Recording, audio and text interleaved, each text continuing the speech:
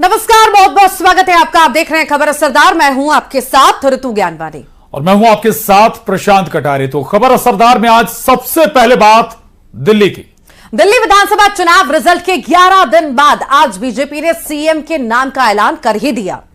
रेखा गुप्ता दिल्ली की नई सीएम होंगी। बीजेपी विधायक दल की बैठक में रेखा गुप्ता के नाम पर मोहर लगी। तो वहीं परवेश वर्मा को डिप्टी सीएम बनाया गया है।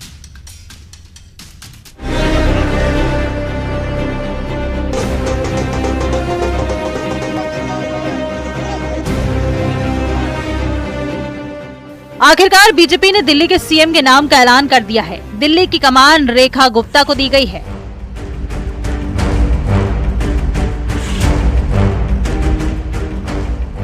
शालीमार बाग सीट से विधायक रेखा गुप्ता दिल्ली बीजेपी की महासचिव और महिला मोर्चा की राष्ट्रीय उपाध्यक्ष हैं।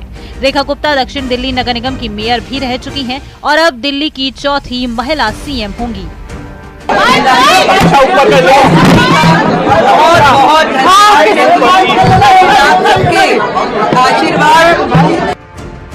बीजेपी ने करीब 3 दशक के बाद देश की राजधानी दिल्ली का दिल प्रचंड बहुमत से जीता है। पार्टी ने 70 सीटों में से 48 सीटों पर जीत हासिल की है।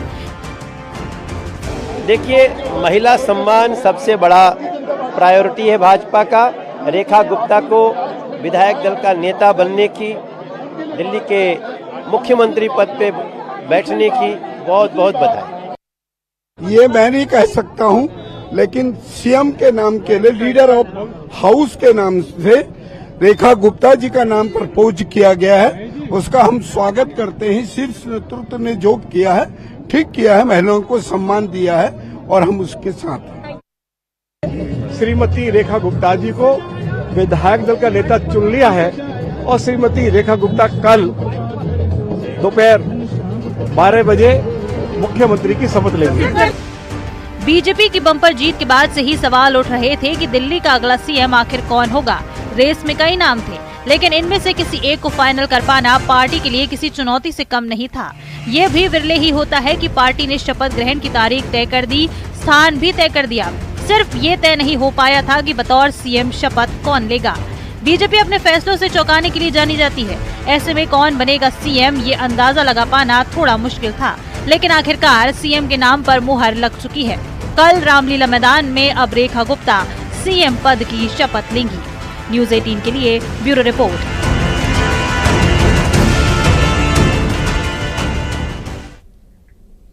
और महाकुंभ पर विवादित बयानों का सिलसिला अभी भी जारी है।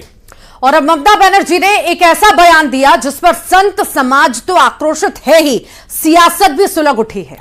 ममता ने महाकुंभ को मृत्यु कुंभ बता दिया। क्या महाकुंभ के बहाने सनातन पर निशाना साधा जा रहा है? ये रिपोर्ट देखिए। মহাকুম্ভ আমি নাইবা বললাম, ওটা এখন মৃত্যু কুম্ভ হয়ে গেছে।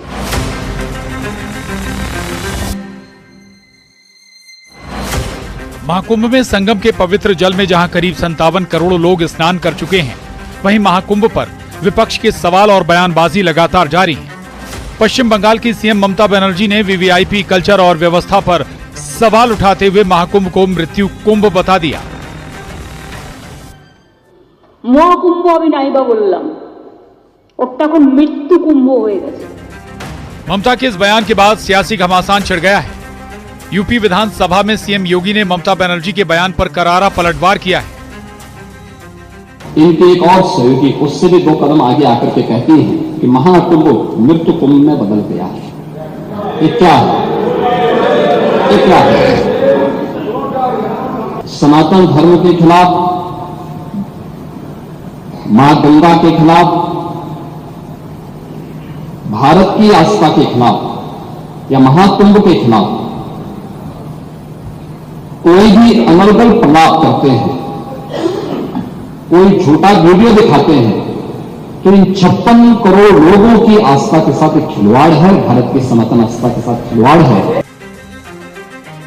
सीएम मोहन यादव ने ममता बनर्जी से माफी की मांग की है। केंद्रीय मंत्री शिवराज सिंह चौहान ने इसे सनातन का अपमान बताया है। पश्चिम बंगाल की मुख्यमंत्री ममता बनर्जी द्वारा जो बहुत निम्न स्तरीय भाषा उपयोग की गई, महाकुंभ ये बहुत आस्था, श्रद्धा और विश्वास का कुंभ होता है। ऐसे में घटनाओं के आधार पर अपनी भावनाओं का व्यक्त करना अर्थात हिंदू धर्म का अपमान करना है। उनका ये कहना कि ये मृत्यु कुंभ है, ये उनकी मानसिकता बताता है। सनातन का अपमान करना इनका स्वभाव बन गया है। भारतीय संस्कृति आज नहीं, हजारों सालों से गंगा जी की धार की तरह ये सनातन संस्कृति अविरल प्रवाहित होती रही है, आगे बढ़ती रही है। समाजवादी पार्टी के अध्यक्ष अखिलेश यादव ने ममता बनर्जी के बयान का समर्थन किया है। अखिलेश ने एक बार फिर सरकार की व्यवस्था पर सवाल उठाए। ममता बनर्जी जी ने जो कहा है वेस्ट बंगाल की मुख्यमंत्री ने ठीक ही कहा है, उनके लोगों की भी जान गई है। और एक बहुत बड़े अंग्रेजी प्रतिष्ठित अखबार ने भी ये बात कही थी कि बंगाल के लोग जिनकी जान गई उनका नाम सूची में नहीं है। तो बड़े संख्या में लोगों की जान गई है जो बंगाल या और प्रदेशों से आए थे। एफआईआर भी नहीं दर्ज हो रही है। आचार्य प्रमोद कृष्णम ने ममता के बयान को हिंदुओं की आस्था पर चोट बताया है। वहीं साधु संतों ने भी इसका विरोध किया है। ममता बनर्जी जन्म से हिंदू हैं, हिंदू घर में उनका जन्म हुआ, लेकिन हिंदुओं की आस्था पर चोट करना उनका फैशन बन गया है। जय श्री राम का नारा लगाओ तो उन्हें चिढ़ हो जाती है, उन्हें गुस्सा आता है। राम मंदिर की बात करो तो उन्हें गुस्सा आता है। पश्चिमी बंगाल की मुख्यमंत्री ममता बनर्जी बयान दे रही है, वो मृत्यु कुंभ कह रही है। अरे उन्होंने पूरे बंगाल में हिंदुओं की लाशें बिछा दी, उनको तो मृत्यु के अलावा कुछ दिखता ही नहीं है। ये लोग राम को नहीं मानते, ये लोग हिंदू पर्वों को नहीं मानते। पश्चिम बंगाल की सीएम ममता बनर्जी के महाकुंभ पर दिए बयान पर जहां सियासी पारा हाई है, एसपी और कांग्रेस जहां ममता के बयान का समर्थन कर रहे हैं, वहीं बीजेपी और साधु संतों ने ममता के बयान पर कड़ा ऐतराज जताया है। न्यूज़ 18 के लिए ब्यूरो रिपोर्ट।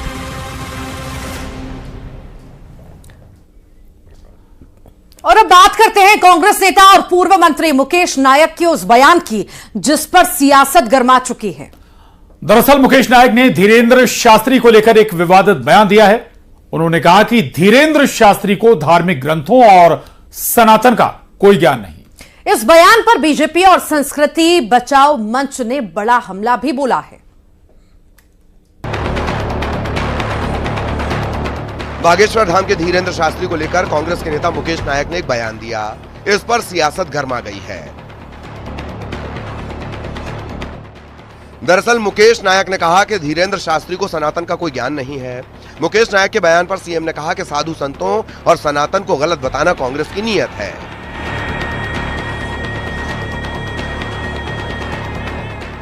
ऋषि परंपरा की जो देन है उसका ये ऐसा मजाक उड़ा के, मजमा लगा के, हजारों लोगों को सामने बैठा के जिस तरीके से इन ग्रंथों की वो व्याख्या करते हैं, हंसी आती है। ना तो इस बागेश्वर धाम वाले बाबा को रामचरितमानस का ज्ञान है, ना भागवत का ज्ञान है, ना इसको वैदिक परंपरा का ज्ञान है। देखो कांग्रेस इसी की कीमत चुकाएगी। उनको साधु संतों को, सनातन धर्म को, हिंदू भाई बहनों को, उनको गलत बोलने में मजा आता है और इसीलिए वो रसातल में जा रहे हैं। उनकी और बुरी स्थिति बनेगी। कांग्रेस नेता के बयान पर हिंदू संगठन भड़क गए हैं। संस्कृति बचाओ मंच ने कांग्रेस नेता मुकेश नायक का मुंह काला करने पर 100 रुपए का इनाम घोषित कर दिया है। संस्कृति बचाओ मंच उन्हें चेतावनी देता है कि हमारे धर्म गुरुओं के बारे में सोच विचार कर बात करें। साथ ही संस्कृति बचाओ मंच लोगों से मांग करता है कि जो भी उनका मुंह काला करेगा या उनके मुंह पर कालिक फेंकेगा उसे 100 रुपए का इनाम दिया जाएगा। आप सोच रहे होंगे 100 रुपए का इनाम। वहीं न्यूज़ 18 से सुपर एक्सक्लूसिव बातचीत के दौरान पंडित धीरेन्द्र शास्त्री ने कांग्रेस नेता मुकेश नायक के लगाए गए आरोपों पर जवाब भी दिया। कांग्रेस के एक नेता है